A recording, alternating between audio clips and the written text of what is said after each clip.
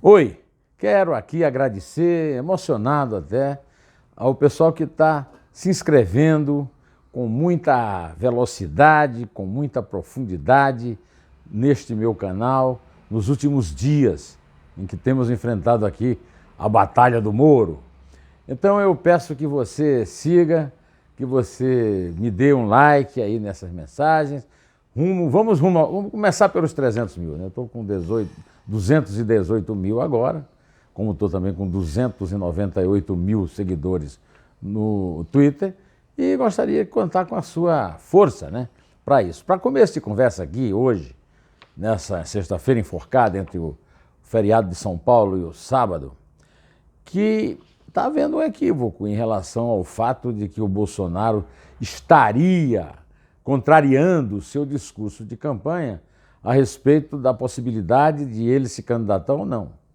O que o Bolsonaro disse ontem em Guaratinguetá, é preciso ser justo, e eu tento ser justo aqui, foi exatamente o que ele disse no momento citado, numa entrevista que ele deu ao Jornal Nacional da Globo. As palavras podem até não ser a mesma, mas o raciocínio é exatamente o mesmo. Se não tiver uma boa reforma política e se o povo quiser, estamos aí para continuar mais 4 anos. Isso foi dito naquela época, então não está havendo uma traição de uma promessa de campanha. Eu não vou me candidatar à reeleição. É preciso ser justo, né? Ele disse que quer mudar o Brasil juntamente com o povo e quando ele foi de Guaratinguetá para Eldorado para visitar a mãe e os familiares. O problema é que o Bolsonaro não tem apoio no Congresso. Não tem apoio no Congresso para coisas simples. O decreto de armas, a reforma da Previdência, que é uma reforma constitucional, não vai ter apoio para uma reforma política. Ao contrário, o que o Congresso tem apoiado e tem aprovado é o oposto da reforma política que ele e o povo querem. A reforma política que o povo quer, os parlamentares são contra. É a reforma proposta pelo professor Modesto Carvalhosa, com uma constituinte exclusiva para reformar essa Constituição de Araque e candidatura avulsa, fora dos partidos, para os cargos majoritários. O fim da reeleição está no contexto disso, mas o Congresso está contra o governo. Então, o Bolsonaro está dizendo só que continua com aquela proposta. Quero uma boa reforma política e, nesse caso, estou disposto a abrir mão de disputar a reeleição. O professor, o advogado Zé Paulo Cavalcante, está publicando um artigo lá em Pernambuco que eu gostaria de citar para vocês. Tem várias demonstrações de como o Congresso vai não contra o Bolsonaro, como o Congresso vai contra o povo. O título do artigo é Respeitem o povo, senhores. Vou ler aqui um parágrafo. O Senado, nessa terça, vetou o decreto das armas. Vetar o porte? Maravilha. Sou a favor. Mas vetaram também a posse. Pergunto só se a voz do povo não conta. Houve plebiscito em 23 de outubro de 2005 para decidir se o comércio de arma de fogo e munição deve ser proibido no Brasil. A campanha eleitoral esclarecia que se tratava só de posse, em vez de porte. Resultado, 63,94% responderam não, a favor de se poder ter armas em casa. Mas os senadores esquecem o que decidimos. Não está certo.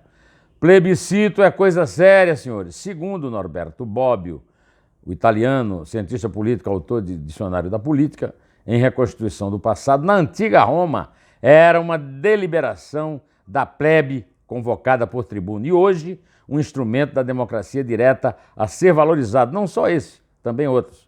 Plebiscitos ainda estão bem presentes em nossa memória. E ele cita o plebiscito que reafirmou a República sobre a monarquia com 86,6%. E dois plebiscitos que confirmaram o presidencialismo contra o parlamentarismo. Um deu 82% e o outro 69,2%. Mas ainda tem aí os arautos do parlamentarismo querendo que que o sistema de governo mude.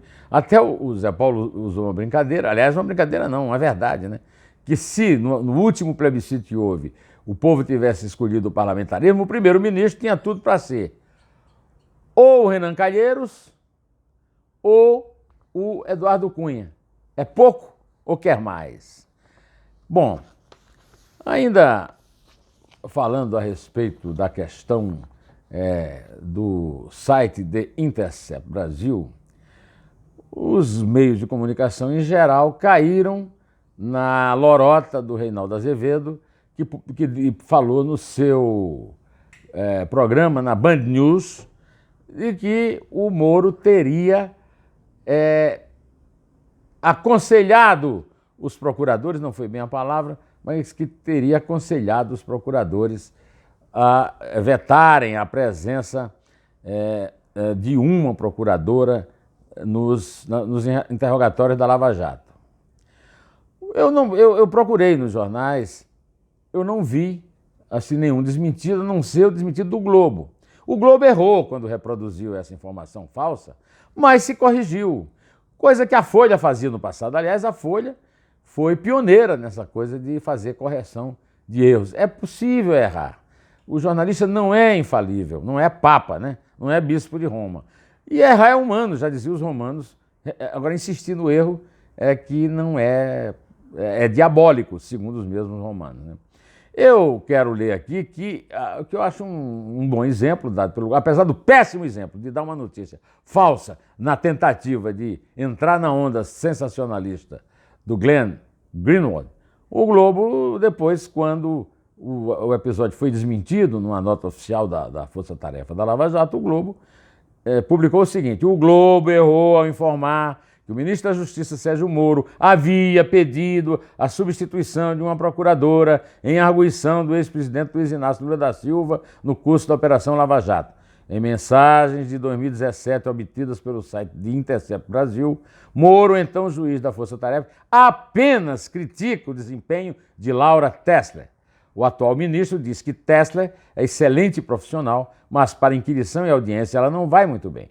E pede ao procurador Deltan Dallagnol, coordenador da Força Tarefa, que com discrição tente dar uns conselhos e sugere um treinamento. A informação estava na reportagem sobre nova leva de mensagens do site The Intercept, publicada nesta quinta, que já foi corrigida. A Força Tarefa da Lava Jato soltou uma nota que provocou essa correção do Globo.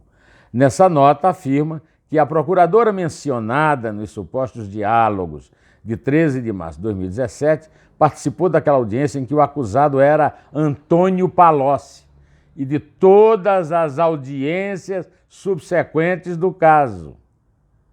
Faltou um mínimo de apuração, não é verdade? Tinha que ver se ela tinha participado das sessões depois ou não.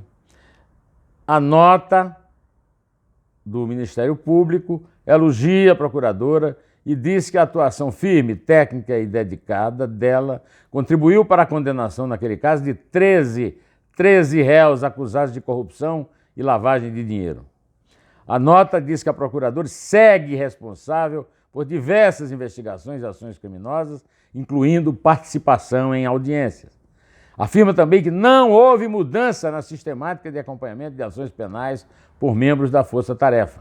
Além disso, o texto diz que a primeira audiência do ex-presidente Lula foi acompanhada pelos procuradores Júlio Noronha e Roberson Pozobon, os mesmos que estiveram presentes nas medidas subsequentes do caso em 4 de março de 16, em 14 de setembro de 16 e em 16 das 18 audiências do caso. A nota conclui afirmando que foi usado material cuja autenticidade não foi confirmada, reforçando, segundo o Ministério Público, o aparente intuito de criar notícias às custas de publicações que distorcem supostas conversas entre autoridades. É por essas e outras que o antagonista chama esse material de pastel de vento e quem o divulgou de porta-voz informal de Gilmar. É isso aí. Bom, por falar nesse caso, eu quero também dizer que em parecer enviado ao ministro Edson Fachin, relator do da Lava Jato no Supremo Tribunal Federal, ontem, A Procuradora-Geral da República, Raquel Dodge, manifestou-se contrária ao pedido feito pela defesa do ex-presidente Luiz Inácio Lula da Silva para que a ação penal que o condenou seja anulada, acrescentando os dados a respeito dessa denúncia do Intercept Brasil, né? A defesa do Lula incluiu a transcrição das mensagens que teriam sido trocadas entre o juiz e o ex-juiz e atual ministro da Justiça, Sérgio Moro, e o coordenador da Força Tarefa, o Deltan Dallagnol. Os advogados de Lula afirmam que as supostas mensagens mostram completo rompimento da imparcialidade objetiva e subjetiva. E a Procuradora-Geral disse não, esse é um assunto que pode ou não ser debatido na segunda turma, numa reunião dia 25, nós estamos hoje no dia 20, ou seja, 21, ou seja, daqui a 4 dias, né? Sábado, domingo, segunda e terça. A reunião está marcada, mas há muitas notícias dizendo que não vai acontecer, que vão preferir não tocar no assunto para não mexer em vespeiro, porque houve ali um esvaziamento, né, do ímpeto dos senhores adversários do Sérgio Moro, depois da brilhante atuação dele na Comissão de Constituição e Justiça do Senado. Na certa, vão esperar pela Câmara, e aí vão ver se lá na Câmara ele também vai se dar bem ou não, para poder tomarem uma decisão. Tem 2 votos a favor, do Gilmar Mendes e do Lewandowski, 2 votos já anunciados contra, né, da Carmen Lúcia e do Fachin, e um voto que ninguém sabe ainda qual será o lado do decano Celso de Mello. Que Deus o inspire, e nós vamos ficando por aqui direto ao assunto. Em té, e só a verdade nos salvará.